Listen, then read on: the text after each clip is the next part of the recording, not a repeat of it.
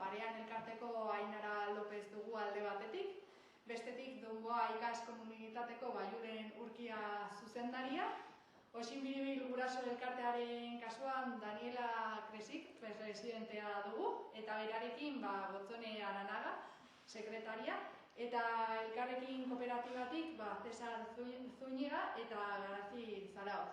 Eta, elkarrizketarekin hasteko, proiektu honen helburuetako bat da, eskola komunitatera hurbiltzea. Orduan, jakin nahiko nuke zergatik erabaki zenuten proiektu hau martxan jartzea. Me gustaría saber por qué iniciasteis este proyecto.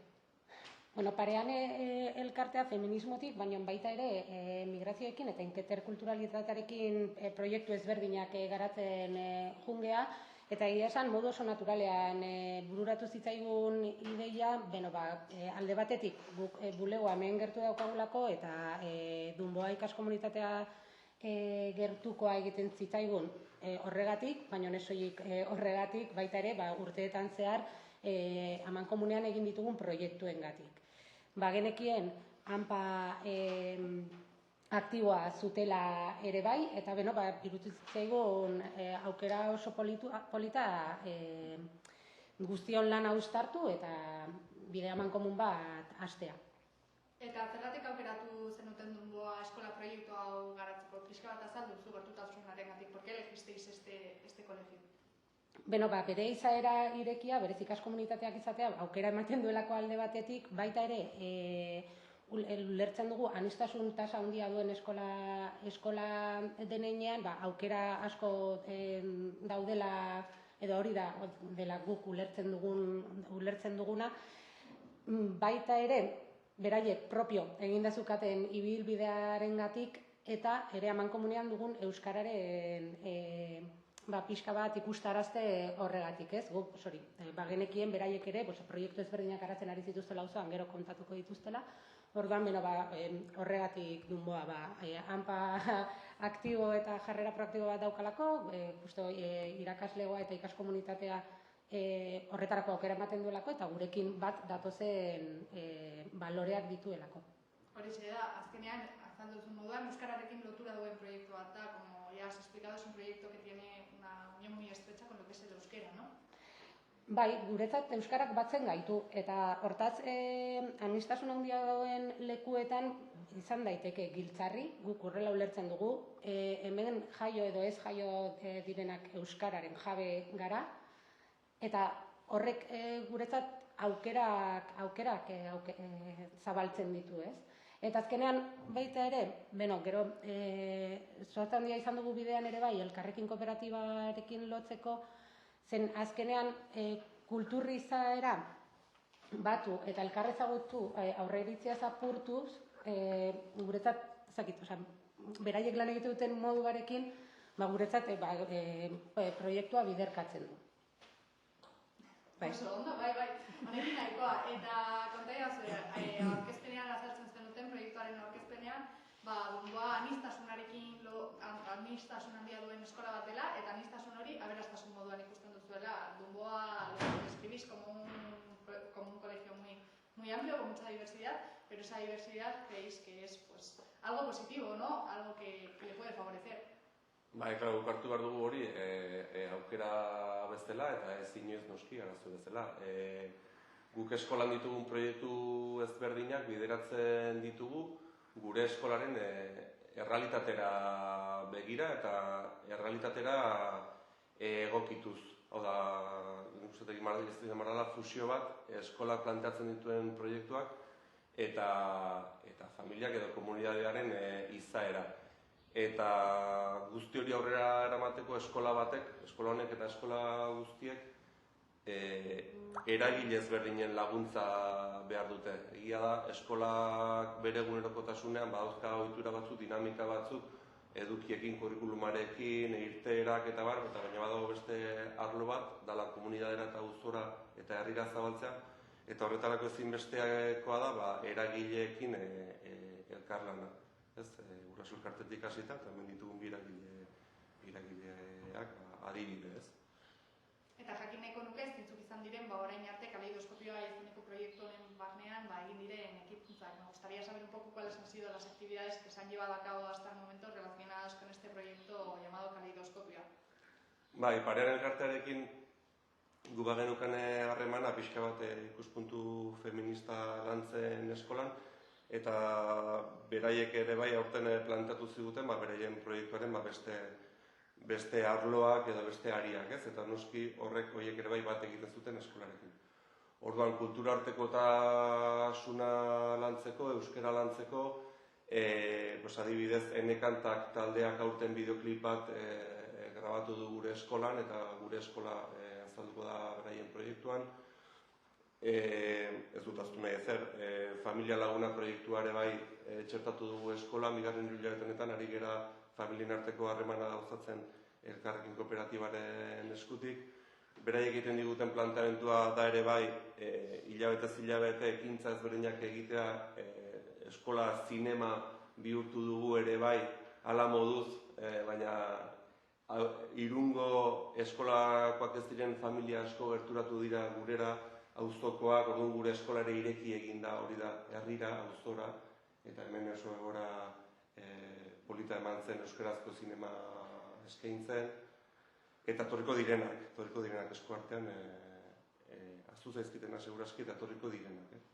Primera, ekintza asko egin dituzu egia da, baina etorkizunera begira ere, ekintza berriak prestatzen ari zaret. He visto que habéis realizado muchas actividades, pero también estáis preparando actividades nuevas de cara al futuro, ¿no?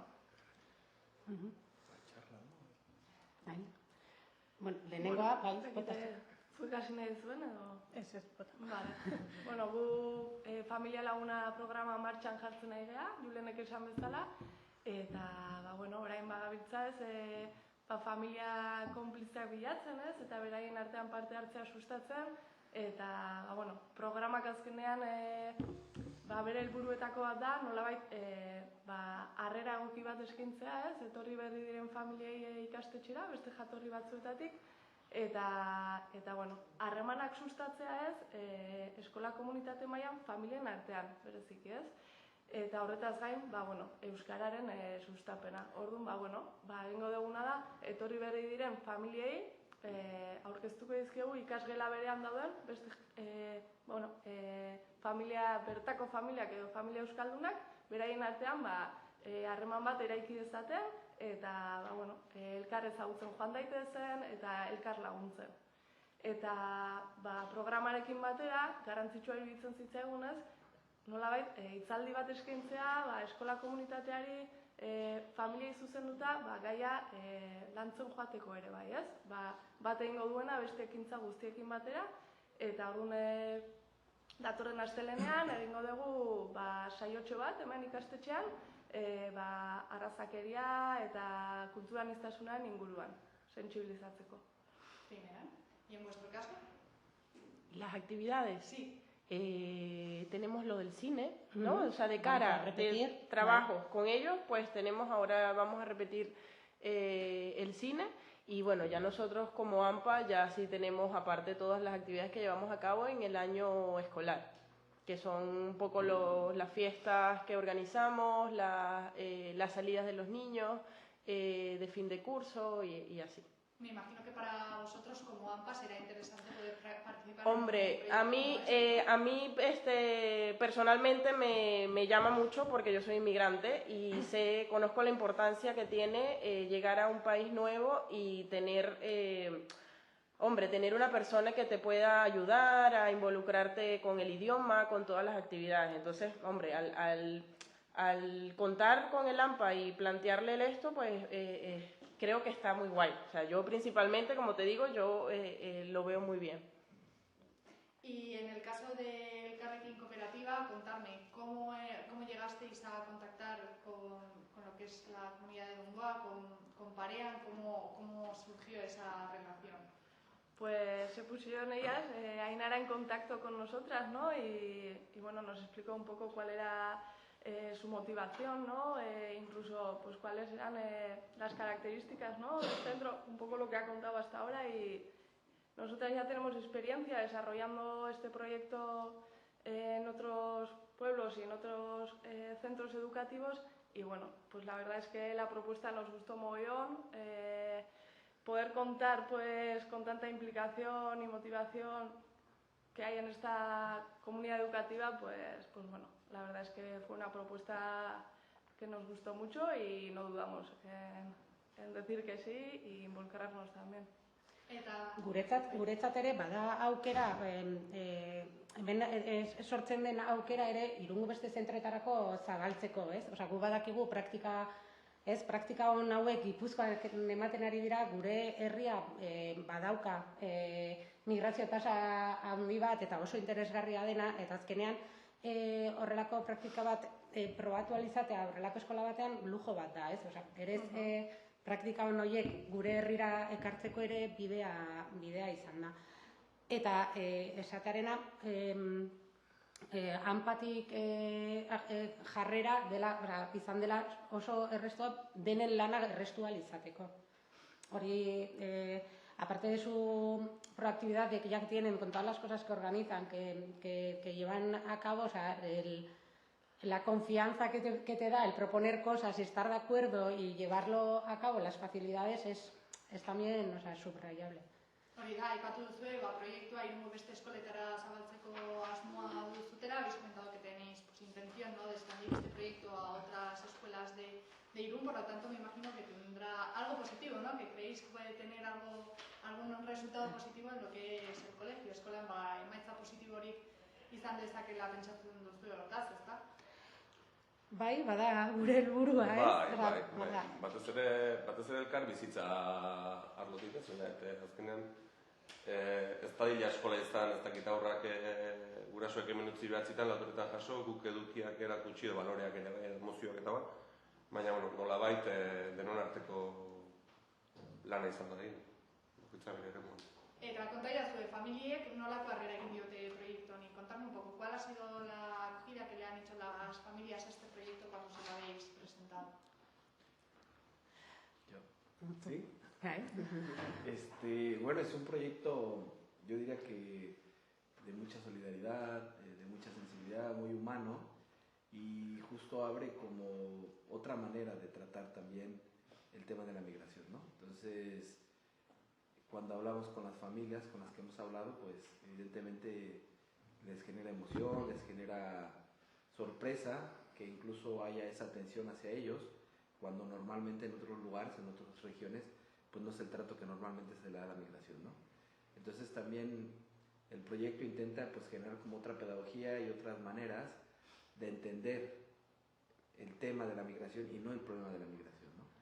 Desde ahí pues es un proceso de intercambio y se entiende y se conoce al migrante de manera más profunda, más cercana, como individuos, como sujetos que también traen saberes, conocimientos, que aportan a la comunidad y que los interactúan justo con las familias de aquí y hacen un intercambio desde una lógica más igualitaria, desde el respeto, eliminando jerarquías de que una cultura vale más que otra, y entonces es como un aprendizaje continuo, ¿no?, permanente, porque no solo se trata de acompañarse, sino también de crecer y de hacer comunidad, ¿no?, de hacer barrio, de que la comunidad escolar también día a día esté un poquito más cercana y vayamos reduciendo pues todos esos elementos discriminatorios, racistas, rumores, ¿no?, y malos entendidos que se construyen alrededor, digamos, de la diversidad. Pues yo creo que con todo lo dicho nos vamos a quedar. Creo que habéis hecho un buen resumen. Esandako guztiarekin geldituko gara, beraz, mila esker proiektu hori hurbiltzeagatik eta zorte on, muchísimas gracias y muchísima suerte. Gracias a ti.